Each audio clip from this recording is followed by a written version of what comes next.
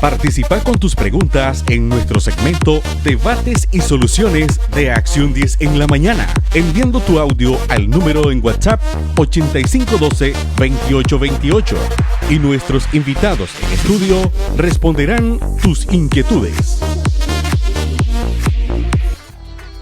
Qué bueno que siga con nosotros. Estamos dando inicio a nuestro segmento Debates y Soluciones para abordar un poco toda esta crisis que se está viviendo en América del Sur y también las recientes elecciones en Argentina y el ascenso nuevamente del peronismo a la presidencia de Argentina y cómo esto podría afectar la situación de Nicaragua ante el organismo, por ejemplo, de Estados Americanos, la OEA, así como también cómo afectaría la crisis que está viviendo Bolivia a este organismo internacional y también las repercusiones, los efectos y los aprendizajes que podría dejar la crisis en Bolivia. Para ello ya se encuentra con nosotros nuestro invitado de hoy, Willy.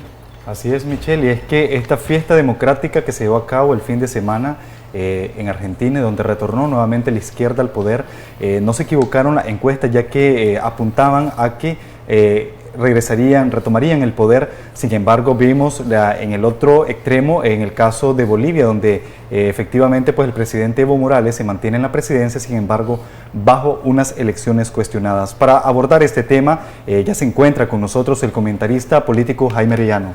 Bienvenido. Gracias, muy amable. Gracias por invitarme nuevamente a estar con ustedes.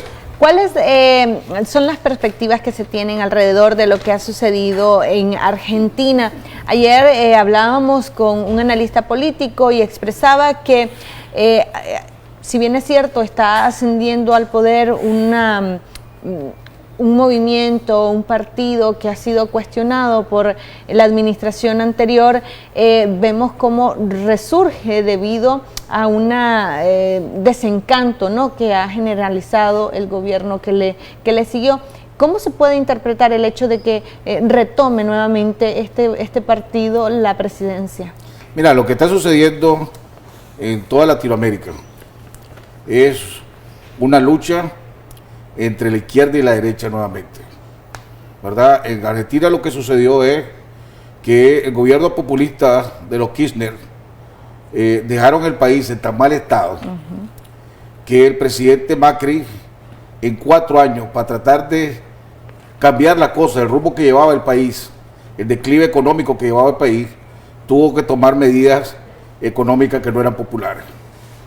Y el pueblo no supo crear una comunicación de tal manera que el pueblo entendiera que para poder solucionar los problemas económicos que estaba teniendo, tenía que poner orden pues, en la casa. Eso le costó la presidencia. Pero además, hay un plan a nivel regional, a nivel latinoamericano, de la izquierda, que salió del Foro de Sao Paulo, donde todas las niveles de izquierda del mundo decidieron recuperar todos los gobiernos que había perdido, ¿verdad? Y crear una lucha contra los gobiernos de derecha, los gobiernos democráticos que había en Latinoamérica. Entonces vos ves que, y esto se ratifica cuando el presidente López Obrador gana en México y él impulsa nuevamente, a través de lo que le llaman el Plan Puebla, esa lucha. Buscar cómo, a través de actividades de promoción, de recursos económicos, impulsar desestabilización en los países.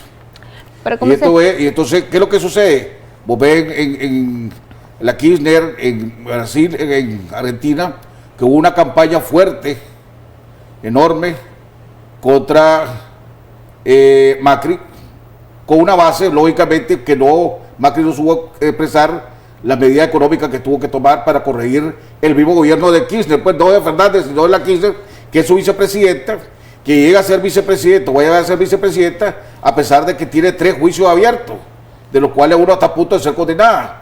Pero bueno, esa es la parte, pero más que lo de Argentina, que además, pongámosle que la derecha pierde un voto más en la OEA, ¿verdad? Significa que esta es una lucha en esto, y vos ves esta es una lucha entre la izquierda y la derecha en Latinoamérica. Ahora, lo interesante de estas elecciones es de que el Frente Amplio pues, va a controlar prácticamente el Senado. Sin embargo, al momento de pactar por algunas leyes va a tener que llegar a un consenso con la oposición, ya que quien obtuvo la mayoría de diputados fue prácticamente el partido pues, del actual mandatario. Sí, por eso, pero así es, pero al fin y al cabo la vicepresidencia la va a tener Fernández, que va a dirigir la política económica. Ahí van a tener que llegar a un acuerdo todavía. ¿Ah? Ahora, para aquellos que se alegran aquí y dicen que ahorita va a afectar, que esto es un triunfo para el orteguismo, para ahora que se resuelva cuando se venzan los 75 días, el gobierno de Fernández Kirchner va a tomar poder hasta a principios de diciembre. 10 de diciembre. Entonces ya no influye. ¿Podría cambiar la posición del representante de No, porque sigue siendo nombrado por Macri. El embajador que está ahí o la embajadora que está ahí es la representante puesto por Macri. Hasta que asuma el poder Fernández, va a poder cambiar. Entonces, todavía el voto permanente, pues, se podría decir que el voto de Argentina todavía sigue siendo, pongámosle, antiorteguista en la OEA por el momento. Ahora, estas situaciones o fenómenos políticos que están sucediendo en el sur de América y con estas claras intenciones de que resurja la izquierda en estos países, ¿podría definir o afectar la situación de Nicaragua de alguna manera? ¿Podría detener el proceso de la aplicación de las cartas democráticas ante la OEA o podría generar otro tipo de contexto en nuestro país? Esto podría estar incentivando psicológicamente al gobierno Ortega Murillo a creer que puede revertir lo que la mayoría del pueblo de Nicaragua quiere, ¿verdad? Porque como vuelvo a insistir, este es un plan de la izquierda contra la derecha, donde vos ves, lo anunció Diosdado Cabello en Venezuela, lo dijo el presidente Maduro, ya acuerden, ya viene, ya tenemos buenas noticias, Y entonces vos ves no solo en la Argentina, vos ves lo que acaba de suceder en Chile, ¿verdad? Que destruyeron prácticamente todo el metro, causaron daños a empresas y todo esto. Y entonces ahora se están dando en las investigaciones cuenta de que las últimas 2 semanas, antes de que comenzara el estallido y los disturbios en Chile, entraron casi 7.000 venezolanos, de los cuales ya han sido capturados 70, y de los 70, 60 son parte de lo que aquí se podría considerar la seguridad del Estado. O sea, los disturbios de Chile, que causaron todos los daños que causaron, y la situación que hay de inestabilidad en Chile, es Venezuela. Pues es lo que me anunció Maduro, que la lucha que está comenzando, ya estamos empezando a tener buenos resultados. Ya Peña Nieto, ¿cómo se llama? El presidente Piñero, en Chile dijo, bueno, ya sabemos que estamos en una guerra. Entonces no es cuestión de que hay una desestabilidad social o hay una rebelión social, estamos en una guerra. Porque el presidente ha mostrado bastante prudencia con el hecho de, bueno, uno, admitir sus errores y pedirle disculpas a la población, y lo otro es de que prácticamente cambió todo su gabinete. Vimos también que han habido 2 escenarios en cuanto a las protestas. Una masiva que fue, creo que el viernes o el fin de semana, que superó más del 1 millón de personas, y vimos otro grupo bastante reducido, pero que está generando violencia en esa nación. Entonces, por ahí viene ese tipo de conclusiones. Sí, ahora acordémonos que Chile tiene, de los últimos 6 gobiernos que ha tenido Chile, o 8 gobiernos que ha tenido Chile, 6 han sido de izquierda. Solo Piñero ha sido de gobierno de derecha. Es más, y ellos deben la falta de lo que aquí realmente había algo debajo. Cuando Bachelet tuvo de presidenta, ella aumentó el metro 2 veces más de lo que lo aumentó ahorita Piñero. Y no hubo esta rebelión. Lo que pasa es que volvemos a lo mismo. Como hay una estrategia para volver a desestabilizar todos los gobiernos de derecha, todos los gobiernos democráticos, para volver a restablecer la izquierda bolivariana o la izquierda ortodoxa que quieren volver, es lo que están haciendo, se están agarrando de cualquier cosa para crear desestabilización. Si vos ves ahorita, vos ves el mapa de tú viendo mi nota antes de entrar, vos ves los gobiernos de izquierda en América, en Latinoamérica. Vos tenés México, Nicaragua, República Dominicana, Venezuela, Bolivia, Uruguay, que acaba de terminar elecciones, que va a una segunda vuelta, pero donde probablemente Luis Lacayo, que es el candidato de la derecha, vaya a ganar en la segunda vuelta. Lo mejor ahí se voltea, pero por el momento es de izquierda, Argentina y Cuba. Don Jaime, pero... ahora tenés los gobiernos de derecha, Guatemala, Honduras, Brasil, Colombia, Perú, Paraguay, Chile. Los gobiernos que se dicen de centro, Costa Rica, Panamá, República Ecuador y El Salvador. Entonces eso es lo que se dice de centro. De todo esto, de la derecha, 7 están con problemas internos ahorita, de problemas de desestabilización. En Colombia, después de tanto anuncio y del problema del plan de la paz, ya cierto, la mitad de la FARC dijo que ya no, que rompían y que volvían a sus mañas anteriores, ¿verdad? Tenés en Perú, tenés ¿cómo se llama? En Ecuador, lo que acaba de suceder. Entonces ya no digamos lo que está pasando aquí en Nicaragua. Ahora, en cierta medida sí hay un descontento en América Latina en general por las medidas económicas que están afectando a la población, independientemente de la influencia o de la manera en cómo se están reclamando esto. Algunos analistas consideran que efectivamente las protestas en Chile, las inconformidades en Ecuador, precisamente son por la falta de equidad en cuanto a la repartición de las riquezas en estos países, que son extremadamente progresistas y habían venido con un crecimiento económico considerable, pero la clase media no está recibiendo estos beneficios del crecimiento económico, a pesar de la influencia que podría recibir de Venezuela. Mira, bueno, vos te vas a Argentina y el problema de Argentina ya lleva 40 años, por lo menos 40 años, de un desorden económico. Y cada vez que es decir, ninguno de los gobiernos durante esos 40 años han logrado mejorar las condiciones económicas de la población. ¿Es por ello que resienten esto? Porque el problema es que cuando el peronismo tiene que pasar a un lado, ahora el kirchnerismo quiere por un lado, el gobierno que llega tiene que tomar tantas medidas económicas que se vuelve impopular. Y entonces la gente empieza a pedir resultados de la inmediatez. Yo quiero que me resuelvan ya mi problema a cuesta, no importa que esté sacrificando mi futuro o caiga en un populismo peligroso. Es lo mismo va a suceder aquí en Nicaragua. Cuando Ortega y Murillo se tenga que ir, se le vence a su pedido y pierda las próximas elecciones. El nuevo gobierno que venga aquí, por eso es que a mí me llama la atención que hay tantos candidatos a la presidencia que quieren ser presidente.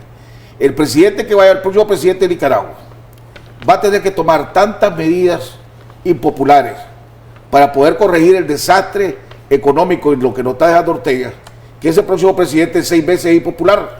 Pero para eso se necesitaría una fuerte campaña, un fuerte diálogo con los actores económicos, precisamente para evitar el descontento de la población e informarle bien. No es falta de estrategia por parte de los gobiernos en general de poder transmitirle a la población la necesidad de hacer este tipo de reformas. Probablemente sí, eso es ahora. Es en general, ya dependiendo si es de derecha o de izquierda. Ahora, si a eso le agregás que hay un financiamiento para desestabilizar el gobierno, porque pongámosle, y él mencionó muy claramente el presidente de Chile que pidió disculpas.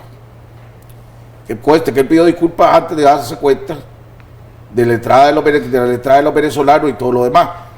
Pero al fin digo, sí, yo tuve el error que cometí es que no supe evaluar los problemas sociales que tenía Chile, ¿verdad? Pero no es la dimensión de la protesta que hubo. No es por lo que se estaba protestando, pues. O sea, destruir, causar daño por 100, 200 millones de dólares como ha causado en Chile por culpa de que le aumentaste al metro. Es desproporcional. Ahí es donde te das cuenta de que hay algo detrás de eso. ¿Entendés? Entonces, igual que lo hay en Colombia, igual que lo hay en Perú, igual que lo hay en Chile, igual que lo hay aquí en lo que está pasando en Venezuela. Entonces vos ves todo lo que pasa en Ecuador, Ecuador ya estaba Correa diciendo desde al asilo que tienen en Europa, yo me ofrezco ir a Ecuador a resolver los problemas. Todo esto es parte de una estrategia. Ahora, lo que tiene que darse cuenta el Grupo de Lima, que son los grupos de derecha democráticos, que este es un conflicto regional y se necesita el apoyo de todos para contrarrestar la lucha de toda la izquierda que se está viniendo uno por uno, donde los países quieren establecer democracia o tienen democracia. Ahora, estas elecciones, tanto en Bolivia como en Argentina, deberían de ser un espejo para el presidente Ortega para saber qué camino escoger, porque por un lado tenemos a Argentina que democráticamente la izquierda retornó al poder. Sin embargo, vemos a Evo Morales pese a la observación de la OEA, se dieron unas elecciones que hasta el momento se dice que fueron fraudulentas. Bueno, si creo que viene el gran reto, y eso es lo que lo que estamos en la oposición nos preguntamos, pues. Si dice el presidente Ortega y doña Rosario Murillo tal vez esa gran campaña de que son muchos y que son todos y que el gran pueblo de Nicaragua está con ellos y que los que estamos en la oposición hemos pasado a ser minúsculos, crepúsculos, que era, bueno, bacterias fue lo último que nos dijo, ¿verdad? Que éramos bacterias, ¿verdad? Si somos ahí tan poquito, ¿cuál es el miedo? ¿Por qué no vamos a unas elecciones? Y que el pueblo decida, igual que sucedió, puedes criticar lo que hubo en Argentina, pero hubo un proceso democrático, sí, donde fueron aceptados las dos partes. Lo que vos viste donde Evo Morales en Bolivia fue exactamente lo que hizo Ortega en el 2006. A diferencia de que Evo Morales aprendió de Ortega. ¿Qué es lo que hizo Ortega en el 2006? Cuando él sintió que lo último, faltando 9% de los votos del norte no habían entrado y la tendencia liberal venía agarrando fuerza, inmediatamente se paró el centro de cómputo, se quitaron y nadie supo el 9%. ¿Va? Entonces él ya logró ganar con el 36%, 37% contra el 27% que quedó en el segundo lugar. ¿Cuál fue el problema ahí? Que la oposición inmediatamente le reconoció el triunfo a Ortega. Y ahí hubo los amarres y los chanchullos, y de repente el que quedó en segundo lugar tuvo menos diputados, que el que quedó en tercer lugar tuvo más diputados. Negociaron, vos me das el diputado de Chirandé, yo te doy el diputado de Masaya, vos me das el de Masaya, yo te doy el de la Costa Atlántica. Y mientras tanto el pueblo salió perjudicado, pero nunca apareció el 9%. Evo Morales lo que hizo es suspendieron el proceso de conteo y a las 3, 4, 5 horas volvió a ponerse el sistema y ahí los votos se revirtieron. De repente ya tuvo más del 10%. Exactamente, él gana porque tenía que el 10% de diferencia, él gana por el 10.6% de diferencia con el segundo lugar. Exactamente, medio por ciento para evitar una segunda vuelta. Ahora, estas elecciones en Bolivia y estas irregularidades que se dieron en el proceso fueron observadas, anotadas, fueron comunicadas por el organismo de la OEA. ¿Qué papel va a jugar ahora la organización, considerando que básicamente el presidente Evo Morales no está prestando atención a los comunicados y a los informes que está brindando la organización? Bueno, ¿se pone en entredicho el papel de esta organización en este tipo de procesos? Lo que se pone en entredicho es y desde hace rato ya se viene poniendo, es la capacidad de estas instituciones para resolver los problemas. Porque si vos tenés, es como que tengas un perro para cuidar la casa, pero si le pones un bozal y el perro no puede morder, ¿cómo te va a cuidar la casa? Nadie le tiene miedo al perro y se te meten los ladrones a robar. Entonces la OEA es una organización supuestamente para ayudar a vigilarla y fomentar la democracia, pero si no tiene la capacidad de poder tener incidencia, ¿verdad? Con castigos, con penalidades, etcétera, nadie le para bola. ¿Qué es lo que creo que va a suceder en Bolivia? Que no sucedió aquí en Nicaragua, porque en Nicaragua la oposición inmediatamente, uno de los dos candidatos fue a reconocer a Ortega. En Bolivia, no, en segundo lugar dijo, yo no acepto los resultados. O vamos a una segunda vuelta, tiene que ir a una segunda vuelta, tiene que volver a elecciones. Probablemente la comunidad internacional aprenda de los errores que se hizo contra Maduro y desde el principio no reconozcan a Bolivia. Entonces vos vas a poder tener tal vez ya 50 países, por lo menos 50 países en el mundo que no reconozcan a Bolivia. Y entonces ya gobernar a Bolivia con la comunidad internacional desde el principio, a Evo le va a salir muy duro. Y eso que tomemos en cuenta que ya Evo, en un plebiscito que hizo para tratar de de legalizar su candidatura y él lo perdió, porque esa candidatura de él es ilegal, la perdió, aún así corrió. Entonces yo creo que vos ves a Bolivia el camino de Venezuela, por lo menos más adelante inclusive, porque va a haber, yo no veo a la mayoría de los países del mundo reconociendo a Evo Morales como candidato a la presidencia, si no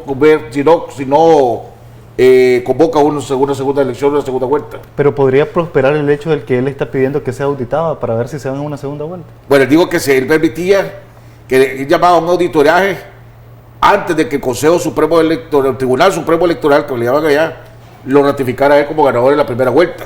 Después de que lo ratificó como ganador en la primera vuelta, Evo Morales no ha dicho nada. Sencillamente digo, reconozca, yo gané, ya está. Por el estilo, no he vuelto a decir, los invito a que vengan al auditoraje.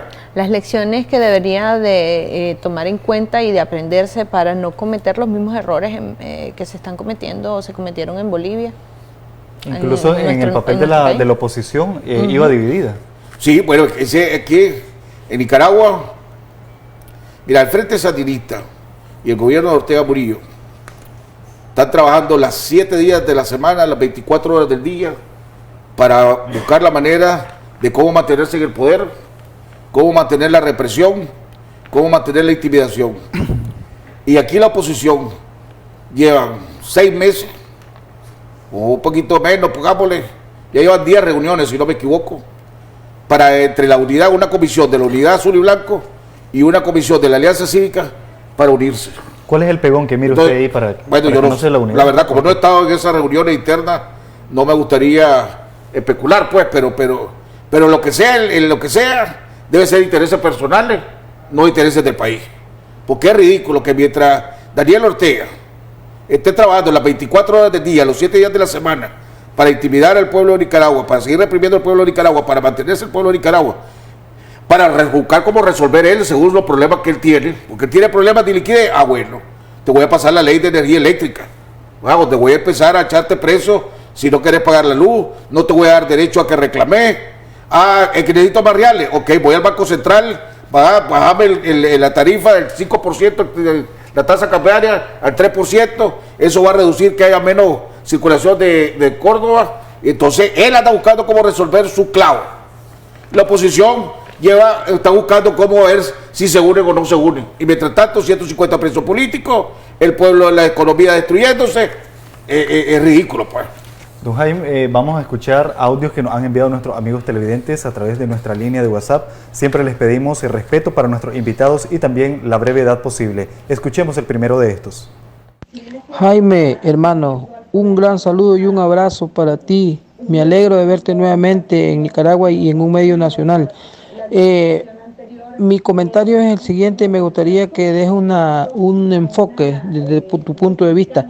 ¿Qué pasa? Que quieren hacer desaparecer a los partidos políticos. ¿No crees que eso más bien abona a la división más grande y además a que no se le gane al dictador si no nos unimos? Muchas gracias. Siguiente de los audios. Buenos días, Jaime. Solo quiero preguntarte, uno, ¿cómo va la unidad? Si la unidad va a estar confirmada en diciembre. Y dos, ¿cómo mira el triunfo de Fernández en Argentina y en Uruguay y en Bolivia? Muchas gracias. Tercer audio. Muy buenos días. Yo le hago una pregunta al señor Jaime. ¿En qué se basa que los venezolanos son los que están provocando todo lo que está provocando, todo lo que está sucediendo en Chile? Solo él lo dice, porque los otros noticieros internacionales no lo he escuchado que lo digan. Muchas gracias. Cuarto y último de los audios. Buenos días, don Jaime. Estoy de acuerdo con ustedes que las acciones populistas de los gobernantes los hacen en realidad ser antipopulistas.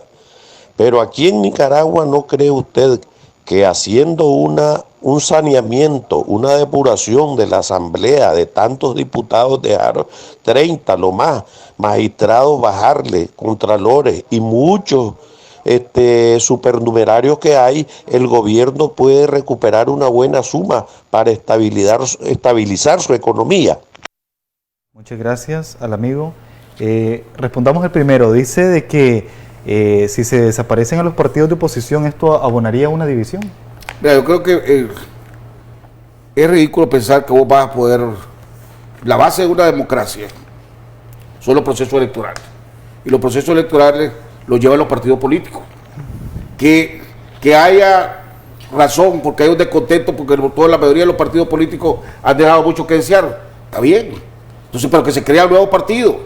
Yo vería a la Alianza Cívica o a la nueva unidad, la nueva oposición, creando un nuevo partido, ¿verdad? Ofreciendo algo nuevo en un vehículo nuevo. Pero eso significa que sí que tenés que usar a los partidos políticos para procesar. Si la democracia es, ¿verdad?, respetar los mayoristas, que sea la votación la que decida, una votación transparente, porque hasta el momento ya llevamos 5 elecciones sin tener ninguna elecciones transparentes. Estamos hablando entre presidente y de alcalde. Tenemos rato de no saber lo que es una elección transparente aquí en este país. Lo que ha habido es asignaciones. Que sea el pueblo el que decida. Si al pueblo le gustan los partidos políticos actuales, que vote por ellos.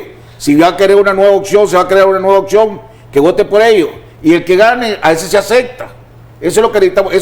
Por eso es lo que yo he venido luchando desde hace años y promoviendo desde hace años.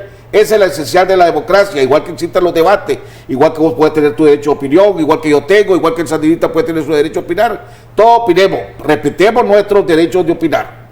Y lo que decía la mayoría, eso es lo que se debe aceptar. Esa es la verdadera democracia. Así que tratar de eliminar a los partidos políticos creo que es una ridiculez que no va a dar resultado porque va contra el mismo proceso democrático que hay.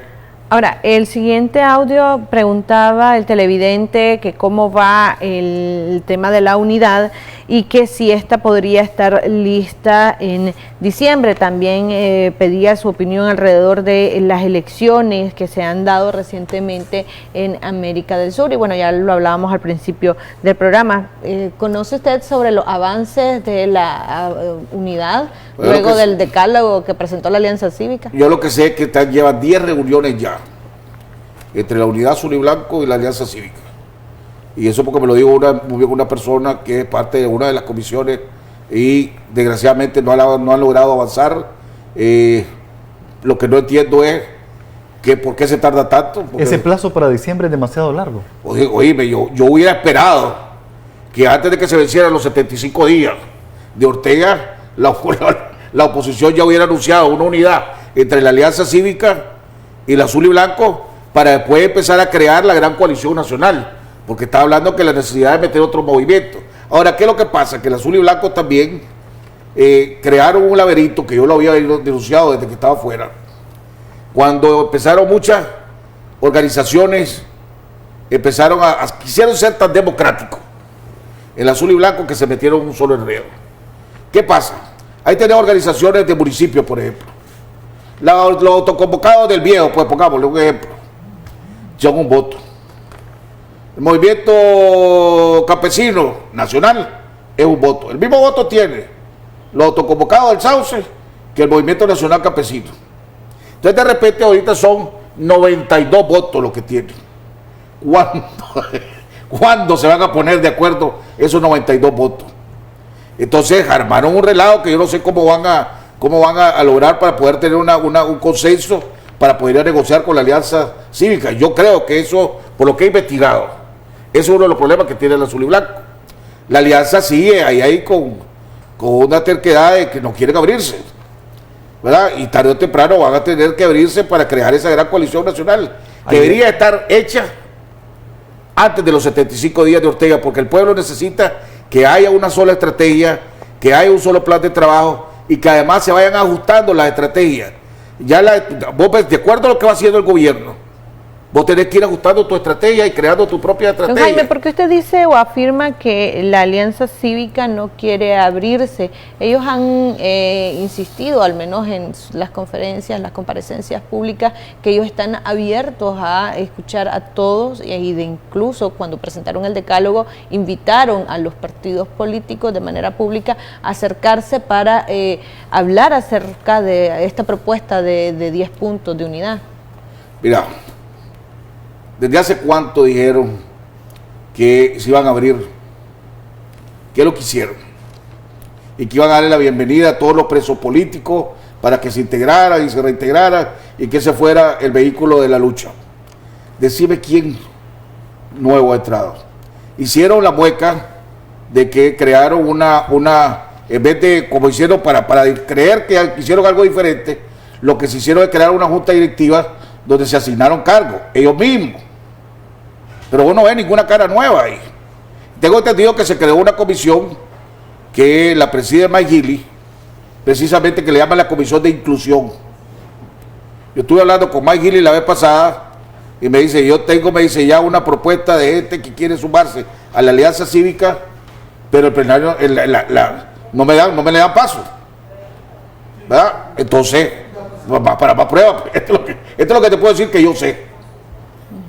Ahora, lo irónico de esto es que ayer decía aquí en el programa Juan Sebastián de que ellos no renuncian todavía al adelanto de las elecciones, pero no vemos esa unidad pues así como apresurada, y como usted decía pues de que lo ideal sería antes de la presentación del informe.